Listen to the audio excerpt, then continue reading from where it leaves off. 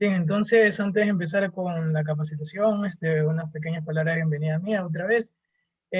Como tal, esta es nuestra primera sesión virtual de forma síncrona en el área de electricidad con respecto al proyecto de vinculación llevado a cabo por DESPOL con RESA, con ustedes. Eh, Como tal, ya veníamos manejando este grupo. Yo estoy encargado con mis estudiantes, estábamos ya manejando eh, las capacitaciones y ya en la plataforma de YouTube, si bien lo recuerdan, ya hay unas capacitaciones ya subidas con respecto a los temas de introducción a la electricidad, instrumentos de medición, medidores y circuitos eléctricos. La quinta charla es respecto al tema de diseño de un circuito eléctrico residencial. De todas formas, esta capacitación va a quedar grabada para ser subida también a la plataforma de YouTube, para que puedan acceder y para, por si acaso algún concepto no llegaron a entender bien, puedan repasarlo bien. Pero de todas formas, en esta sesión se puede aprovechar para que puedan solventar dudas del tema presente y también de los temas anteriores. Por eso también esta sesión virtual. No obstante, esta es nuestra penúltima capacitación porque estamos manejando 6 capacitaciones. Entonces la siguiente semana tendríamos también la última. Eh, Quedaría pendiente el tema de la fecha. Eso sí en el transcurso de esta semana se los estaría confirmando para poder coordinar también la última capacitación, que también asimismo va a ser de forma síncrona al igual que esta. Me presento, yo soy Julio Ceballos, soy ingeniero eléctrico en la parte de electrónica y automatización industrial. Soy tutor a cargo de este proyecto en la parte eléctrica y como tal tengo ahorita a mis estudiantes Ricardo Silva Lor y también Vidal Basurto, estudiantes también de la carrera de Ingeniería Eléctrica y Automatización. Ya están próximos a graduarse, también ser futuros profesionales en la parte eléctrica. Entonces ahorita les abro paso a ellos también para que se presenten y para que puedan también compartir y más que nada llevarles a cabo la capacitación. Si es que tienen alguna duda también recuerden en hacerla tranquilamente porque estamos atentos también ante cualquier duda. Así que adelante chicos, deseo el paso. Buenas con todos, mi nombre es Ricardo Silva y como ya dijo el ingeniero, vamos a realizar la capacitación sobre lo que es las funciones, los principales en considerar para realizar una instalación eléctrica residencial. Y así como dijo el ingeniero, si después de la explicación le queda alguna duda, no, no se queden con la duda y hagan la pregunta correspondiente.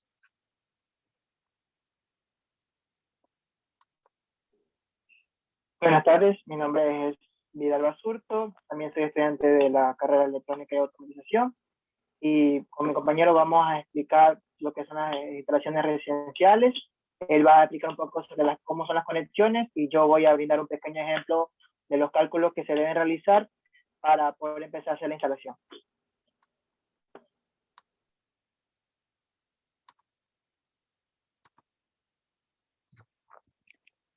Listo, entonces, como le mencionamos al principio, hoy vamos a hablar sobre lo que es el diseño de un circuito residencial. Primero, como ya hemos mencionado en las capacitaciones anteriores, hablamos sobre lo que son los conductores eléctricos, lo que es la ampacidad que permite cada de esos conductores eléctricos, donde la ampacidad viene a ser la capacidad máxima de amperaje que soporta cada conductor antes de sufrir alguna avería o un desperfecto. Entonces, como podemos observar en la tabla, hay diferentes calibres de conductores. ¿Y qué quiere decir calibre? Es decir, a mayor calibre el cable va a ser más fino y a menor calibre va a ser más con un mayor grosor. Y esto se denota en que mientras el grosor sea mayor del conductor, va a tener una mayor ampacidad soportando mayores cargas de amperaje.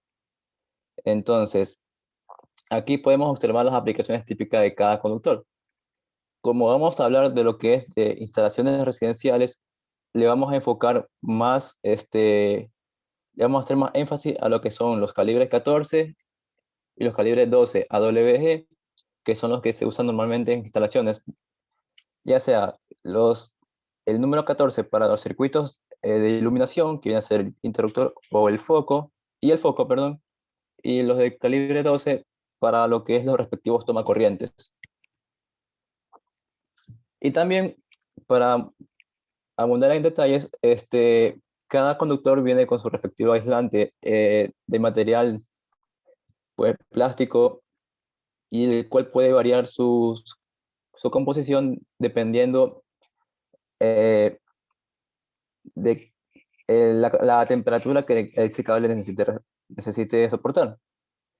Tenemos los diferentes tipos de aislamiento, como son el MI, el RHH, y aquí se puede observar lo que es el tipo de aislamiento en sí. Puede ser mineral, termoestable, puede ser termoplástico, resistente al calor, y también varía lo que sea la temperatura máxima que aguanta este cable, teniendo así los más usados para lo que son cuestiones de vivienda, son los que es THHN o THHW, ya que soportan temperaturas que es entre 75 a 90 grados centígrados, de lo que usualmente son los que no se llega a sobrepasar en viviendas eléctricas.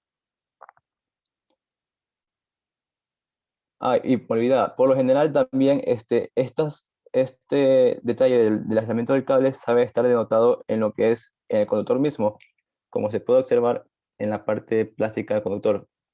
Si el conductor es negro, están estas letras marcadas de un color blanco, y ahí se puede ver los detalles de cada conductor. Ahora sí, vamos a una parte importante, que es la identificación de los conductores. Yo he visto algunas instalaciones residenciales donde el maestro, el técnico, realizó dicha instalación con un mismo color de cable.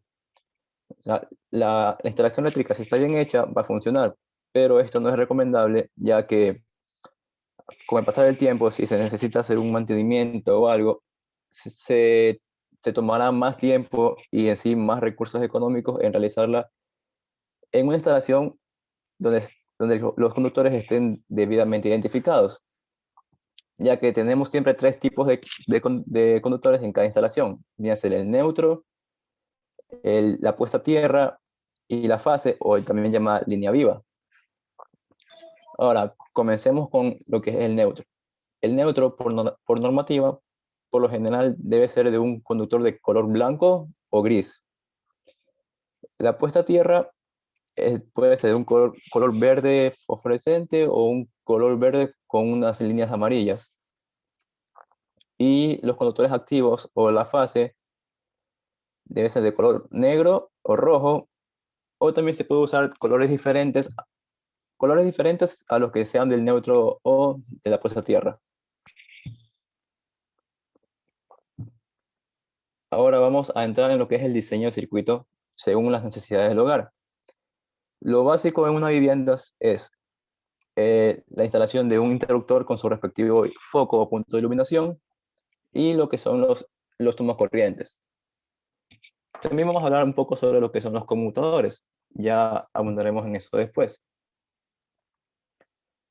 Ahora aquí tenemos detallado lo que vamos a explicar. Primero, conexión de tomacorrientes. Los tomacorrientes por lo general vienen con tres orificios, donde cada uno tiene su significado importante. Por lo general, si ustedes observan el tomacorriente en su vivienda o en el lugar que se encuentre, notarán que siempre una ranura es más grande que la otra.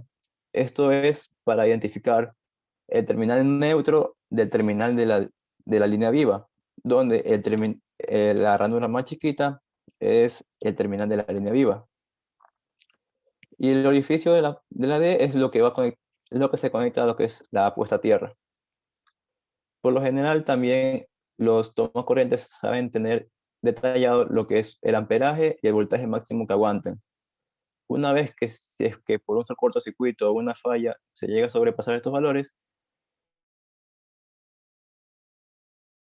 junto con el se pueden averiar. Y ahora, aquí observamos lo que son tipos de conexiones que se han hecho.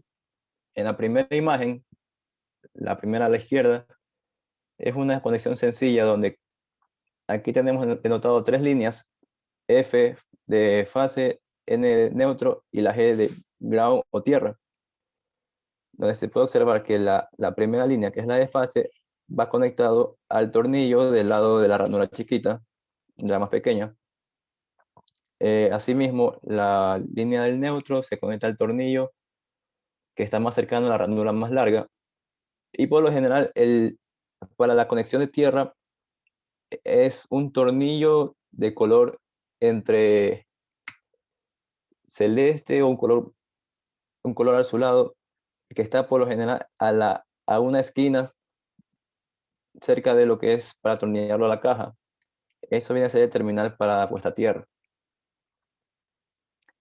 Y de la misma manera, si es que se llega a instalar un toma corriente de 240, estos que se usan para las conexiones de aire acondicionado, es lo mismo. Entonces tendrías el terminal de tierra casi por la esquina, pero con la gran diferencia que para un terminal de 240 ya son para viviendas que tengan dos líneas. Es decir, en estos tomas corrientes no se utiliza lo que viene a ser el cable neutro. Y tenemos una conexión para un terminal para fase o fase 1 y en sí la otra para la fase 2.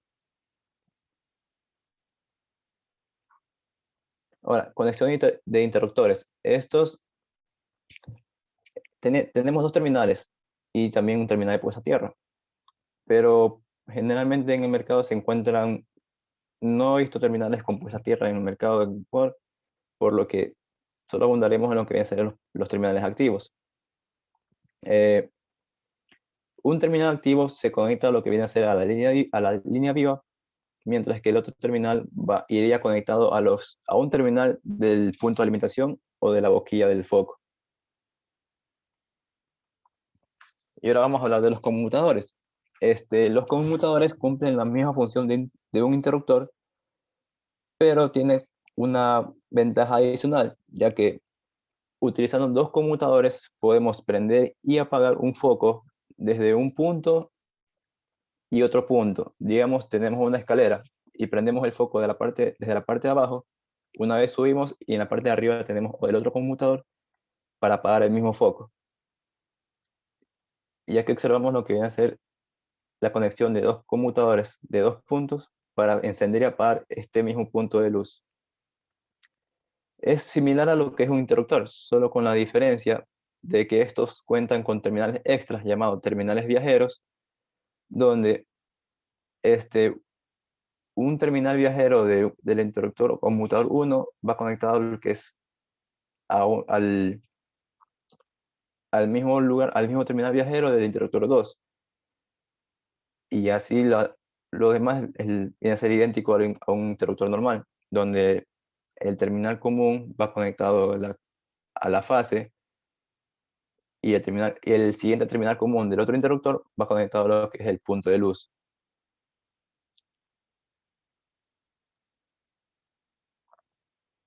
Y así mismo se pueden ir agregando conmutadores dependiendo de las necesidades de la vivienda, llegando hasta, si se requiere, instalar 4 puntos de luz en diferentes lugares de la casa para encender y apagar el mismo foco.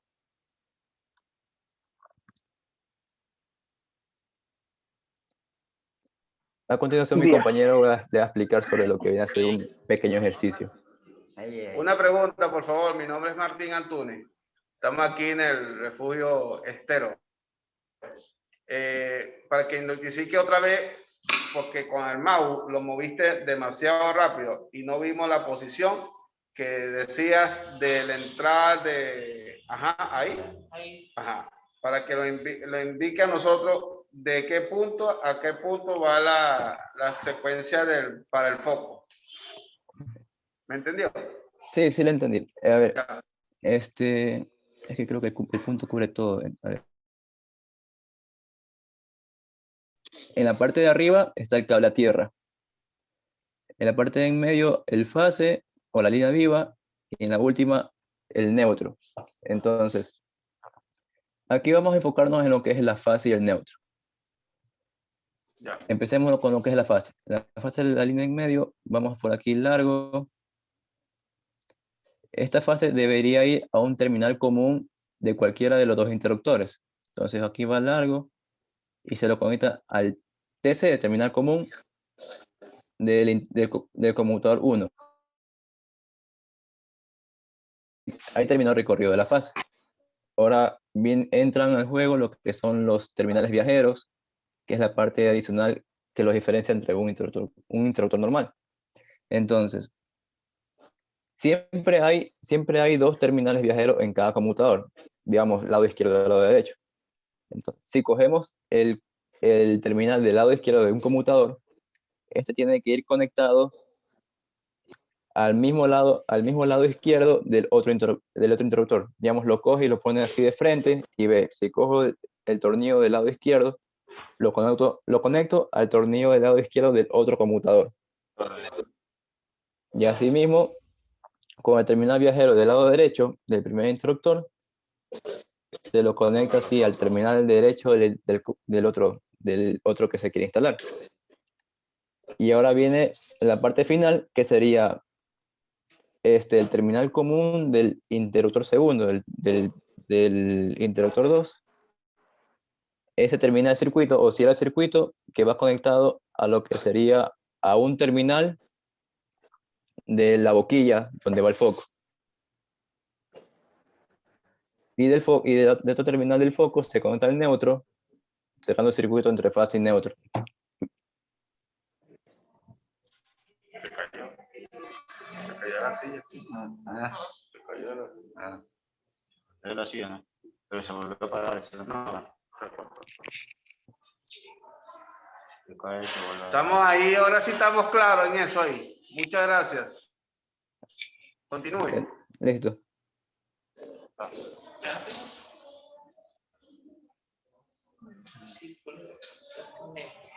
Bien, una vez que nuestro compañero ya nos explicó cómo son las conexiones básicas, tenemos que hablar de un tema importante que es el cálculo para los elementos, porque no solamente es ir a poner cualquier cable o cualquier tipo de conductor.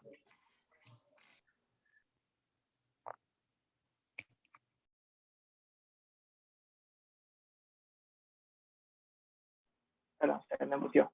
Ahora bien, para lo que hacen el cálculo, desde una familia que posee una vivienda de 75 metros cuadrados, en la cual no se requieren de acondicionadores de aire, o sea, aire acondicionados, ni calefacción. La cocina es la base de gas natural y se utiliza energía solar para el secado de la ropa. Si el voltaje de entrada es monofásico, de 208 voltios, y solo utiliza un microondas. ¿Por qué es importante lo que dice la cocina de gas natural? Esto se refiere de que, como hemos visto, actualmente ya están usando las famosas cocinas de inducción, que son las que es a voltaje. Por lo tanto, eso hay que tener en cuenta si es que en la vivienda se va a utilizar eso. Como es a gas, no tenemos que preocuparnos de la parte eléctrica, porque simplemente va a ser al antiguo. De igual manera con lo que dicen los aires acondicionados. Bien, ¿qué se necesita determinar? Lo básico siempre es determinar la cantidad de circuitos de 15 amperios, que eso tiene referencia a lo que nos comentaba nuestro compañero al inicio de su presentación, de que esa es la corriente nominal que se suele ver en las viviendas muy corrientes. Tenemos la carga de iluminación, la carga para pequeños artefactos, la carga del lavadero, el calibre del conductor activo y el neutro de acometida, y finalmente el dispositivo de protección a usar en el tablero principal, que es prácticamente al que se refiere como el breque principal. Vamos a ver con la parte inicial del número de circuitos. Hay que hacer un pequeño cálculo. Se utiliza una constante que es 0,01833, que se multiplica por el área en cuestión. Para nuestro ejemplo, es una casa de 75 metros cuadrados, que se mencionaba. Eso nos da 1.374. Esto nos dice que mínimo necesitamos 2 circuitos de 15 amperios en todo, para toda la distribución. Eso es el único, no, en este caso no hay que redondear, no es que porque dice 1.17 significa que sea 1. No, eso nos indica lo mínimo necesario.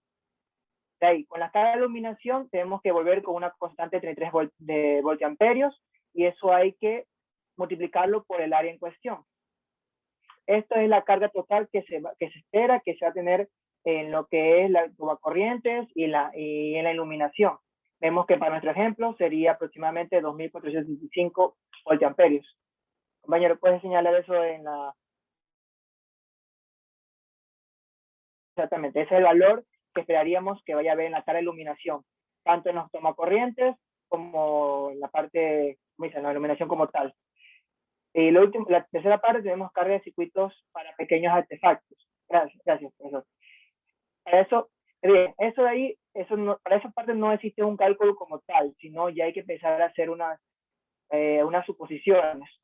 Vemos que es una casa pequeña, y como sabemos que vamos a usar solo 2 circuitos, podemos asumir que simplemente vamos a tener una carga total de 3000 voltamperios. Por lo tanto, lo único que hacemos es dividirlo en 2 partes, 1500 voltamperios para uno de los y 1500 para el otro circuito.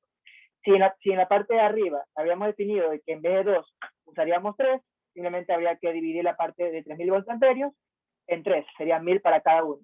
Recordar que para esta última no se está usando una fórmula como tal, sino una pequeña suposición en base a lo que se espera que se utilice. Como ya hablamos de que es una residencia normal de familiar, estamos hablando que van a ser unos ventiladores, focos, por ahí un televisor, por tanto no hay que poner una carga tan elevada. Y de ahí la carga del lavadero, que se asume que sea de 1500 voltamperios, otro valor que hay que asumir. Continuando con los cálculos, para continuar, compañero, a la siguiente, te pasas de 2. Bueno, ahí, perfecto. Bien, una vez que ya definimos todos esos valores de que la carga general de iluminación, ya quedamos que es 2475. Déjame ver si puedo yo, de mi lado, poder escribir también. Ahí, en esa parte que está ahí. Exacto, ahí tenemos carga general de iluminación de 2000, exactamente. Ya esa es la primera carga que ya definimos. Ahí tenemos la carga de pequeños artefactos, que es de 3000, y por último la carga del lavadero. Es decir, que lo primero que tenemos que hacer es definir todas las cargas que vamos a tener en la vivienda, para empezar ahí a hacer los cálculos respectivos. Definimos que tenemos una carga total que se espera de casi 7000 voltamperios, que es la que se continúa abajo.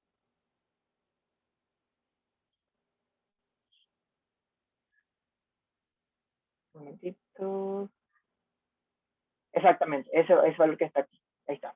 Ahora, para empezar a hacer los cálculos respecto a los que son los breakers, primero se saca el 100% de los primeros valores, que es que se está diciendo de que vamos a usar todo el porcentaje, o sea, vamos a usar toda esta carga. Y luego se hace otra aproximación del 35% nada más de esa carga total, la carga total que está acá arriba. De ahí se calcula la carga y factores de la demanda. Y por último, la de artefactos fijos. Este artefactos fijos se refiere a lo que es microondas. Si en el ejemplo que hayamos puesto agregáramos otras cargas fijas, es decir, cargas que sabemos que van a estar todo el tiempo, carga fija se refiere con lo que sabemos que no está conectado. Por ejemplo, una carga no fija puede ser un ventilador, porque no sabemos si una persona va a usar o no ese ventilador. Otra carga fija podría ser una lámpara de noche. Nosotros no podemos asumir de que eso una persona lo va a poner sí o sí. En cambio, el microondas sí sabemos que va a estar. Por ejemplo, si habíamos definido que esa casa va a tener para una conexión de un aire acondicionado, aquí también habría que dejar otra carga fija, que es el aire acondicionado. Aquí esta parte aquí van todas las cargas que sabemos que van a estar. Y una vez terminado eso, ya volvemos a hacer una suma y tenemos todo nuestro valor final. Aquí. Perfecto. Una vez que ya tenemos esto, nosotros ya podemos empezar a ver cuál es el breaker principal que vamos a utilizar. Para hacer eso hay que hacer el pequeño cálculo de ampacidad, que como dice mi compañero, se refiere a la capacidad, a la corriente máxima que puede soportar un conductor. Lo que hacemos es dividir la corriente, la carga total que ya definimos, sobre el voltaje que vamos a tener en la vivienda, 208 voltios. Y de esa manera ya podemos sacar la ampacidad que vamos a esperar que vaya a pasar por el conductor principal. De acuerdo a la tabla A6, compañero, puedes regresar a la primera tabla que tú nos mostraste, por favor. A la primera que tú expusiste. Ahí, esa, perfectamente. Vemos que si vamos a la tabla que nos compartió nuestro compañero, vemos que para 30 amperios, que es porque nuestro cálculo salía 25, aproximadamente 25 amperios, pero comercialmente no existen todos los valores. Entonces tenemos que irnos a un valor comercial. Si tenemos 25, lo más lógico es irnos a la parte para arriba. ¿Por qué? Porque si no para abajo, estamos diciendo que si es que llegamos a tener toda la carga al máximo, nos estamos pasando por 5 amperios y eso hace que el breaker salte en cualquier momento. Esas son las fallas, eso cuando no se dimensiona bien el breaker, llegan a ver la falla de que hoy prendí el aire acondicionado y se bajó el breaker. Eso pasa porque no tomé en consideración todos sus valores. Por lo tanto, siempre hay que irnos para la parte de arriba. Es decir, mejor que sobre que falte. Por eso vamos por uno de calibre 10 AWG, que es lo que nos dice que según la tabla que está hecho para 30 amperios. ¿Puedes regresar a la parte donde estábamos, compañero? Por favor. Perfecto. Entonces, una vez que ya definimos eso, ya podemos decir que para el conductor principal vamos a usar un calibre A10WG, que como dice, tiene una capacidad de 30 amperios. Y que, tal como decía también nuestro compañero, escogimos el THN porque es el tipo que está recomendado para temperaturas de 60 grados centígrados, que para una casa es más suficiente porque la temperatura ambiente, llegando en Ecuador, a veces sube 33, por ahí, no sube más. Nunca llegamos, o sea, una temperatura ambiente de 60 grados ya está en hogar, es casi muy raro que tengamos, así que este tipo de conductores es más que eficiente para lo que vamos a usar tanto la fase y el neutro. Y como ya definimos, para conductores calibre vamos a usar lo demás, vamos a usar calibre A14WG, que es lo que se recomienda para instalaciones comunes y corrientes, como son los interruptores, tomacorrientes y las tablas que vamos a tener en nuestro hogar. Continúa, compañero, por favor. Vamos a borrar todo esto. Listo, ya borramos. Ahora vamos a ver qué dispositivo vamos a utilizar. Bien, como primero ya definimos cuál va a ser para el tablero principal, ya definimos que van a ser de 30 amperios. Como dijimos que vamos a tener dos circuitos generales, vamos a usar dos de alumbrado general de 15 amperios, que es lo que se recomienda. Estos valores que están aquí son ya los que se usan para las casas. Pequeños artefactos, dos circuitos de 10 amperios. Lavadero, 1, 220 amperios. Baño, 1, 20 amperios. Y microondas, 1, 15 amperios. Esto de aquí, no existe un cálculo como tal, porque aquí ya viene a la de quién va a diseñar, quién va a poner los breakers, el maestro que vaya a hacer la instalación. Tiene que ver y ver. Si la casa es pequeña, vamos a ver, para alumbrado general, dos circuitos es más que suficiente, pero vemos que si aunque la casa es un poquito pequeña, vamos a tener igual bastantes cargas, ahí sería mejor, en vez de dos, aumentamos uno más para que las cargas se distribuyan. El objetivo de la cantidad tienes que ver lo que se va a utilizar para eso, porque si tenemos muchas cargas para un solo circuito, esta corriente que vemos aquí se va a sobrepasar con facilidad. Por eso que hay que empezar a distribuir las cargas según como sea lo mejor. Por eso que si vemos aquí nos dicen que la distribución se debe hacer según lo que se vaya a utilizar. Ya ahí ya no existe una fórmula concreta, ya depende del maestro que vaya a realizar la instalación. Por último tenemos que el horno y microondas va a tener una carga de 8,33 amperios, que es lo que supone que ya nos dijeron que el microondas consume 10.000 watts. Simplemente se divide para el voltaje y tenemos la corriente. Y como es de 8,33 amperios, un conductor de calibre 14 es más que suficiente con 15 amperios de corriente máxima. Continúa, compañero. Bien, por último vamos a ver lo que ya sería el diagrama unifilar como tal. Aquí vamos a... Primero vemos nuestro interruptor principal de 30 amperios. Como ya dije, esto se sacó calculando todas las cargas que se va a esperar en el hogar. Este sería el breaker principal. El que si yo desconecto o desconecto como tal, ya la casa en cuestión ya no sería energizada. Y de este breaker de aquí ya vienen las líneas, tanto en las fases, F de fase, las fases y el neutros principales. Como mencionaba nuestro compañero, aquí al menos en Guayaquil, en Ecuador, la empresa eléctrica siempre nos instala en los hogares una conexión de dos fases, un neutro y una tierra como tal. Por lo tanto, lo que se hace es, como tenemos dos fases y no queremos sobrecargar una, lo que empezamos a hacer es distribuir las cargas entre las dos fases. Vemos que definimos que un circuito de alumbrado general lo mandamos vamos a definir la izquierda con fase 1 y la derecha con fase 2. Un alumbrado lo mandamos a una fase. Los pequeños artefactos lo podemos mandar a la fase 2. El lavadero lo mandamos a la fase 3, perdón, a la fase 1 con lavadero nuevo, y el microondas de nuevo lo mandamos a la fase 2. Aquí ya, esto de aquí hay que hacerlo bien, porque yo ya he visto en casos de que hay maestros por querer hacer las cosas tan rápidas, mandan todas las cargas a una fase. Por ejemplo, así. Y eso es lo que están haciendo, que llega un momento que toda esa línea, en primer lugar, toda la línea se empieza bien cargada, ¿eh? Ya sé que el interruptor principal pueda llegar a saltar por cualquier cosa, veamos. Tenemos encendido todo, el interruptor salta, cuando no hay ninguna falla. Y además que también eso, en manera de bolsillo, tiene un costo mayor, porque estamos sobrecargando toda una fase y la está prácticamente sin usar. Así que hay que saber distribuir las cargas. Y por último, aquí tenemos lo que se llama la barra de neutro. Y esto de aquí es muy importante. ¿Por qué? Porque yo he visto que en algunas instalaciones residenciales, por, digamos, economizar o por no saber, en vez de una barra de neutro, lo que hacen es que cogen todos los cables y hacen esto. Lo ponen ahí, le ponen cinta aislante y ahí quedan todos unidos. Y eso no se debe hacer, porque primero, eso es una instalación que a futuro eso se puede salir. Y segundo, están haciendo de que las cargas no se distribuyan de manera correcta.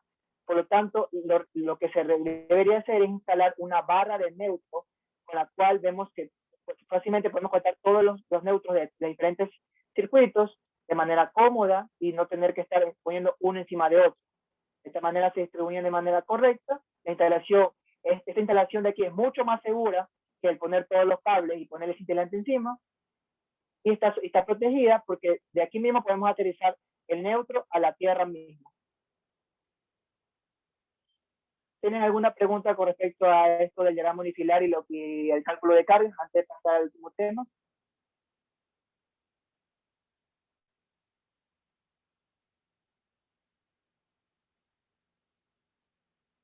No.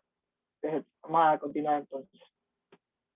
Compañero, ¿puedes avanzar por aquí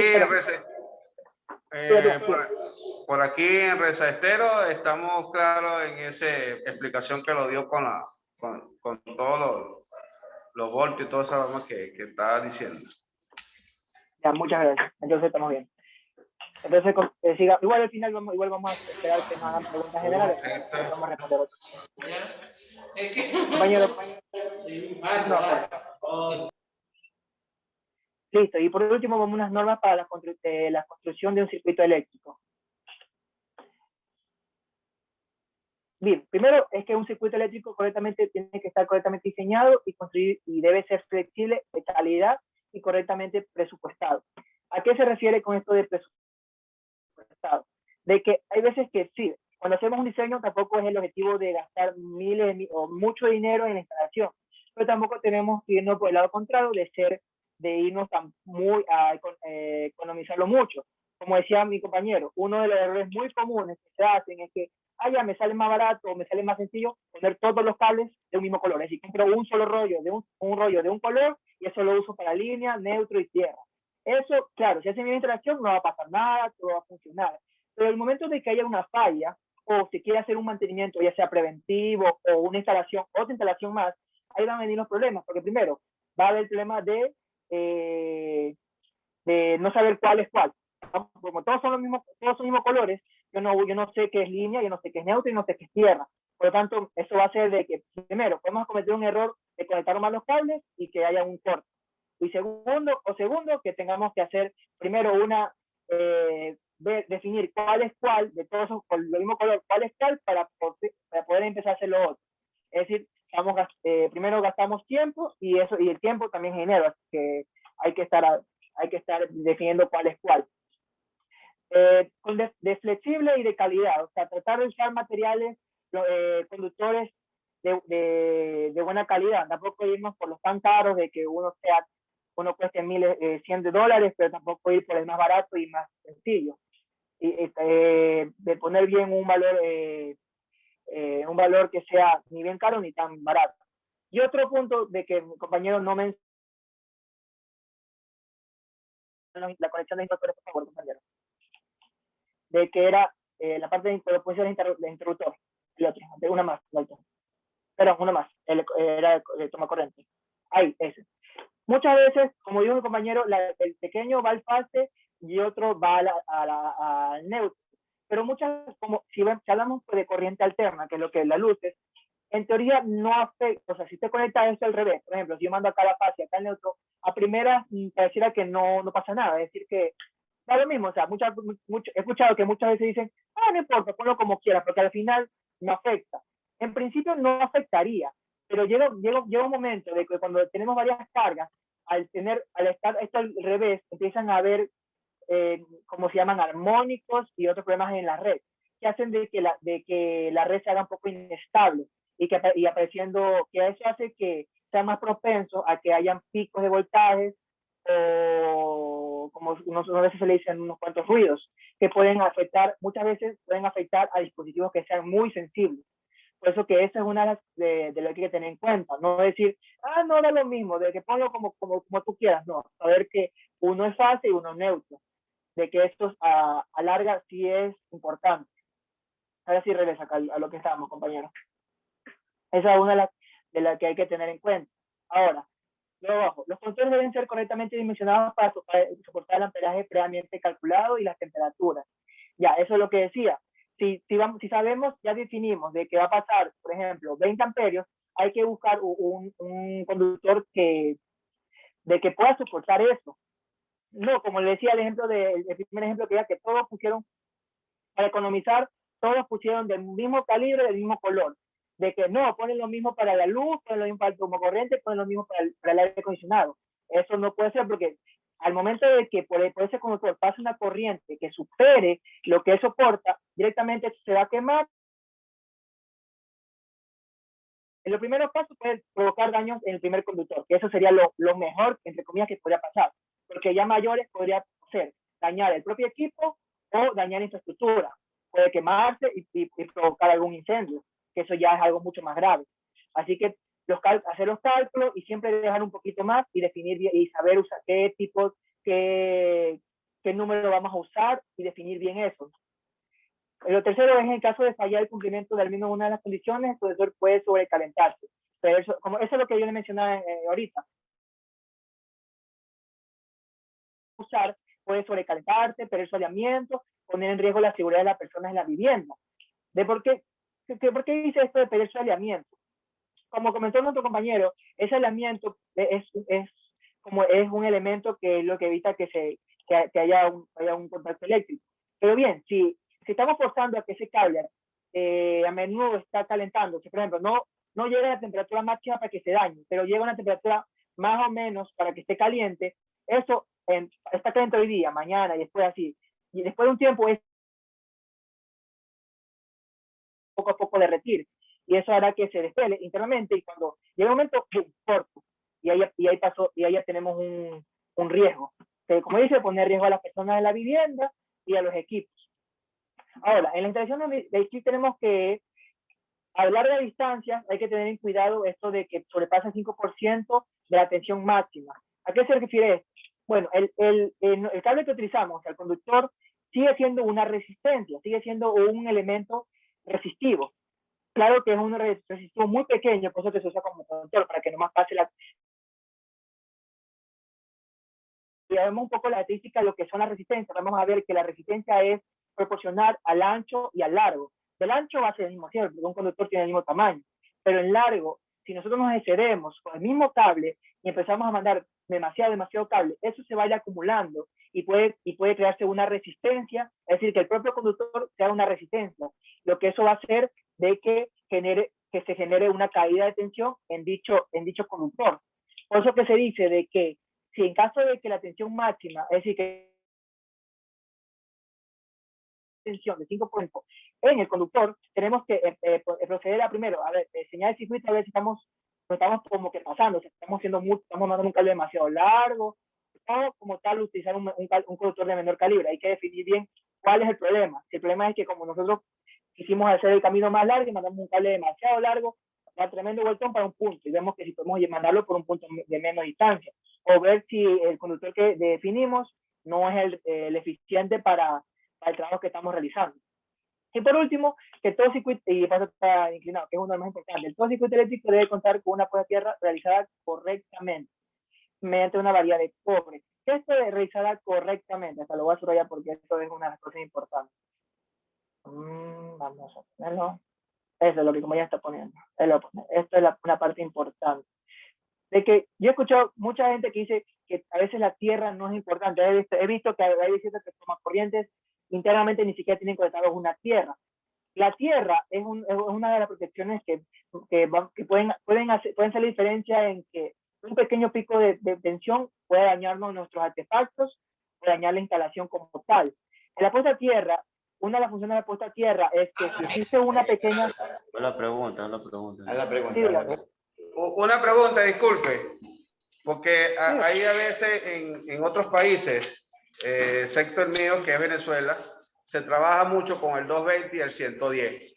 Y se ha conseguido con esa explicación que usted nos dio del poke cable con taper, con cinta. Sí. Entonces, ¿cómo uno busca la instalación de 220 y 110? Porque habemos aparatos que hay a veces en casa que usa el 220 y el otro el 110. Ya, compañero, para regresar al diagrama unificar. Ya, ese mismo, ahí. Ya. Lo que pasa es que por parte de la empresa eléctrica, a usted siempre le van a dar una conexión de 2 líneas, un neutro y una tierra, o sea, siempre. ¿Ya? De ahí usted tiene que definir cuáles son los circuitos que van a ser 110 y 220. Fase y neutro, una fase y un neutro. Eso es 110. Y 220 se localiza entre una fase y una fase, la que estamos aquí. Es decir, que un circuito, déjeme hasta rayarlo.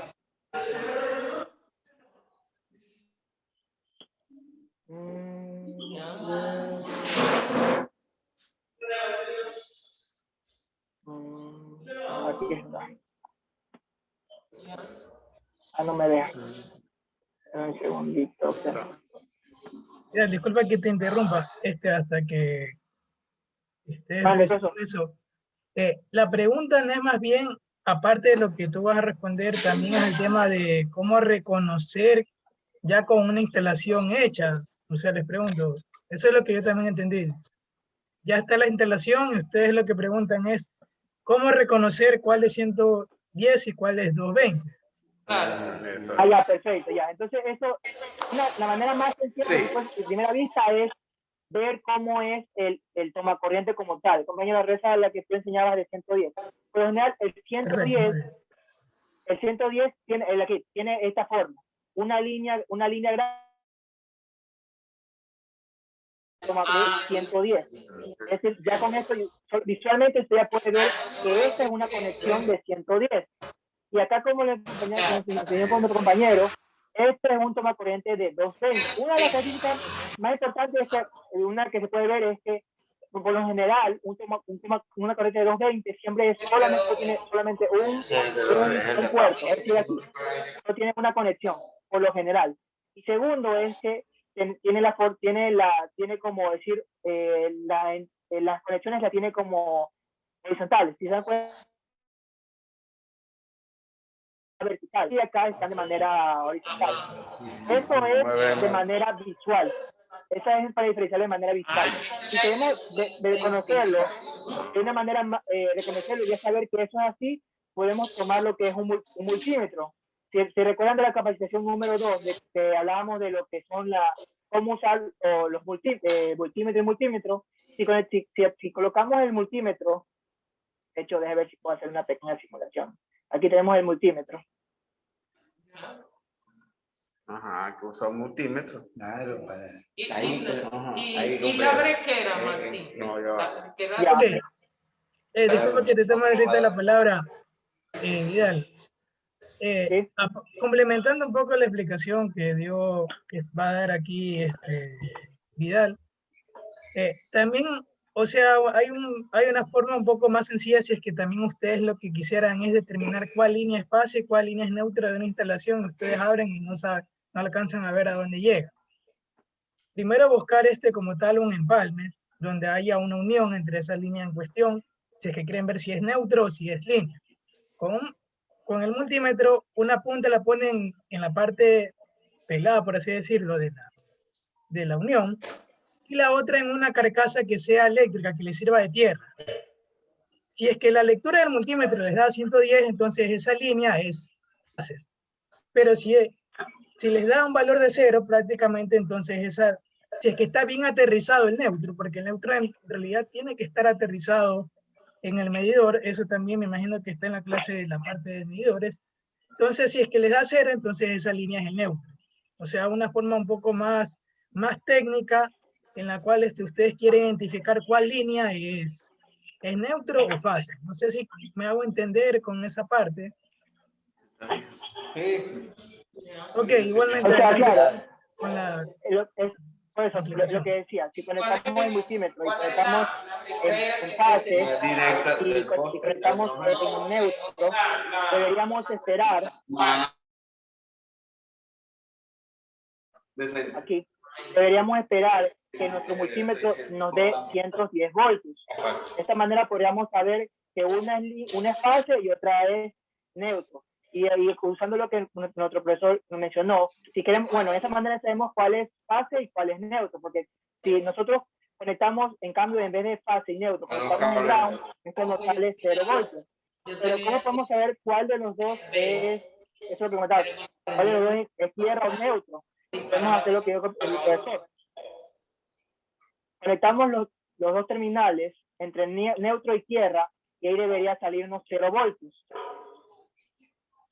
Si hacemos esa conexión, es decir, conectamos entre uno y el otro y nos bota 0 voltios, eso significa que uno de los dos es neutro y uno de los dos, ¿cuál dos es el neutro y cuál de los dos es la tierra? Es empezar a probar uno con la fase. El que nos dé 110 voltios, ese será neutro. Y el que nos dé 0 voltios, ese será tierra. Eso es lo que me mencionaba, puede ser, ¿verdad? Por la máquina. La maquinita te marca, pues en la pantallita Picamos el te cable, indica. pica el cable y entonces con la misma lámina pone la tierra y el positivo y ahí va. Así es. También Por pueden eso, buscar una carcasa, si es que una carcasa metálica también les sirve de tierra también. O sea, del mismo,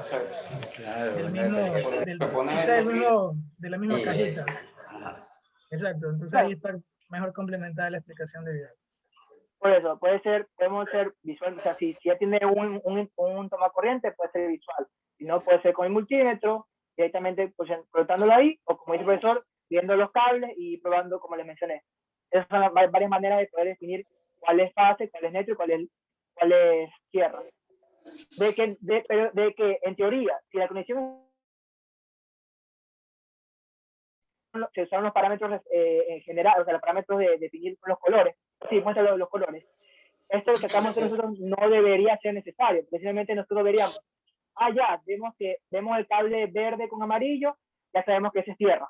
Si está bien diseñado, ya podríamos saber que ese es tierra, y lo que deberíamos hacer es verificarlo con el multímetro, ese es otro. No hay que confiarse, nunca hay que confiarse con los colores. Eso se debe usar, pero no hay que hacerlo como ciencia cierta, porque póngase que el que lo hizo no tomó en consideración y puso el tierra como fase. Siempre que hacerlo hay que hacer una pequeña verificación para estar seguro, más que nada. Pero si esto está bien diseñado, podríamos guiarnos con los colores. Simplemente veríamos los colores y lo comprobamos con el multímetro. Ese es también otro. Ya, vamos a la última especificidad. Color. Que ese es el clásico. Ya, y lo que les mencionaba era lo que estamos hablando de la tierra. La tierra, una de las funciones de la tierra es que si el dispositivo como tal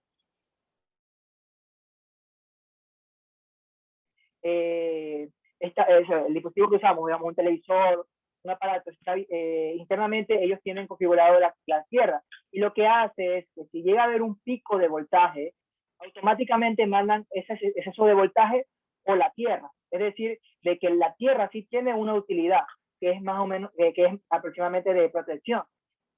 La tierra es la que nos puede salvar en que exista un pico en la instalación y salvarnos primeramente nos salva los aparatos eléctricos, de que debía todo por la tierra, y también nos puede salvar la instalación como tal, porque si no tenemos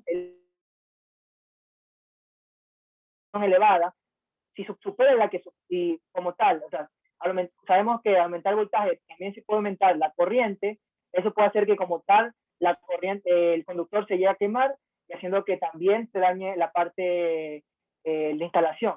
Por lo tanto, la tierra sí es un elemento importante. Y además, no solo la instalación como tal de decir los cables, sino la varilla de cobre, que sea de una varilla de cobre como tal. Hay unas que ya están diseñadas para la función de tierra, que estén bien conectadas y que estén en un lugar apropiado.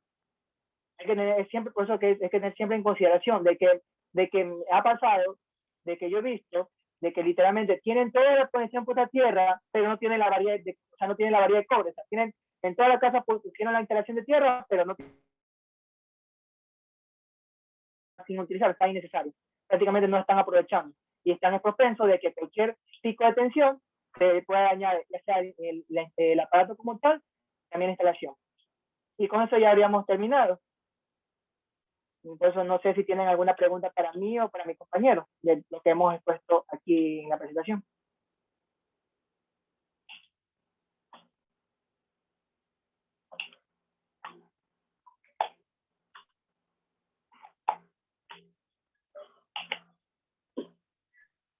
Bien, O mi compañero o mi profesor quiera contar algo al final, la acotación, agregar algo. Bueno, yo me voy a tomar unos minutitos, si es que no tienen ninguna duda, es para más que nada darles unas últimas indicaciones. Toda esta serie de capacitaciones que se han venido dando ha sido desde un enfoque más teórico y también un poco con la práctica y la parte real. Sin embargo, la idea es que también a futuro, de hecho, para el siguiente proyecto, para el siguiente grupo que va a venir a trabajar, va a ser una continuación de esto, pero ya de manera más práctica. O sea, eso también recordarles ahorita más que nada por este tema de la pandemia y aparte también porque ahorita está complicado hacer o por lo menos facilitar materiales. Entonces, se ha llevado a cabo capacitaciones, como les digo, de forma teórica, de forma en la cual también se vean ejemplos prácticos, pero más desde la parte del cálculo. Ahorita con las recomendaciones, por ejemplo, que han dado, con las preguntas que ustedes han hecho, que son preguntas también a nivel más técnico, que eso también es importante. O sea, el tema de la manipulación de los elementos, de cómo reconocer, por ejemplo, ahorita que nombraron una fase, que eso también se lo puede ver más de forma práctica. Ahí se requiere más el tema de los instrumentos. Entonces, esto sí se va a llevar a cabo, como les digo, pero sería a partir de mayo, ya con el siguiente grupo que viene. Entonces, por si acaso ustedes tengan esa inquietud, no se preocupen, o sea, sí se va a complementar lo que están aprendiendo ahorita, o lo que están reforzando. Ya también se lo va a complementar ya de forma práctica, ya aquí aquí en un par de meses que inicia ya el próximo proyecto y sería a continuación de lo que estamos trabajando, por si acaso. Eso con respecto a esta parte. Como tal, recordar que esta es la penúltima capacitación y la próxima semana tendremos ya la última. Asimismo, también pueden aprovechar para preguntar o más que nada consultar cualquier duda que tengan con respecto a todas las capacitaciones que se han llevado a cabo hasta ahora. No sé si quieran preguntar algo. Si todo esté bien de su parte.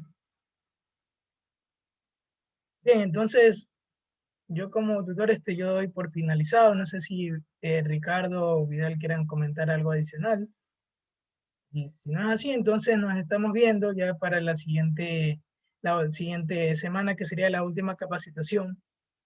igual, yo no sé si tienen alguna duda, pueden comentarles también a los coordinadores de RESA para que se pongan en contacto conmigo y cualquier duda con respecto al área eléctrica poderles solventar por el momento.